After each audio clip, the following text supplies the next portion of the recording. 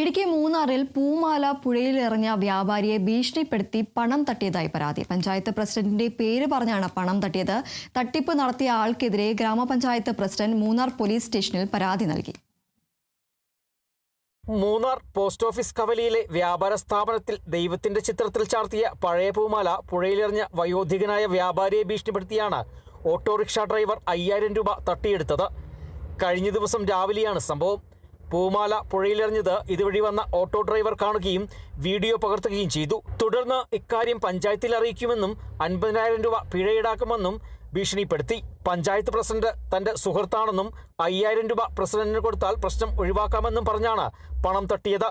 തുടർന്ന് കടയുടമ ഇക്കാര്യം പഞ്ചായത്ത് പ്രസിഡന്റിനെ അറിയിക്കുകയായിരുന്നു. തുടർന്നാണ് പഞ്ചായത്ത് പ്രസിഡന്റ് എസ് വിജയകുമാർ പോലീസിൽ പരാതി നൽകിയത്.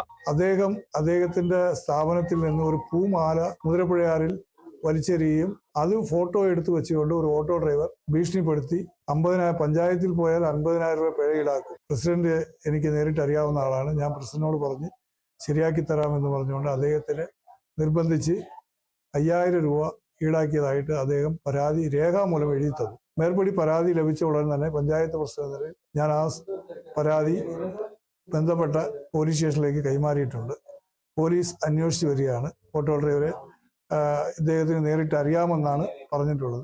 ഏതായാലും ഇനി പൊതുജനങ്ങൾ ഇത്തരത്തിലുള്ള വ്യാജമായ ഏജന്റുമാരോ അല്ലെങ്കിൽ ആരെങ്കിലും പഞ്ചായത്ത് പ്രസിഡന്റ് പേരിലോ പഞ്ചായത്തിന്റെ പേരിലോ പണപ്പിരിവ് നടത്തുകയാണെങ്കിൽ അത് എൻ്റെ ശ്രദ്ധയിലോ അല്ലെങ്കിൽ പഞ്ചായത്ത് സെക്രട്ടറിയുടെ ശ്രദ്ധയിലോ പെടുത്തണമെന്നും ഞങ്ങൾ ആരെയും ഇങ്ങനെ ഇത്തരത്തിലുള്ള പണപ്പിരിവിനായിട്ട് നിയോഗിച്ചിട്ടില്ല എന്നുള്ള വിവരം കൂടി പൊതുജനങ്ങളെ അറിയിക്കുകയാണ്.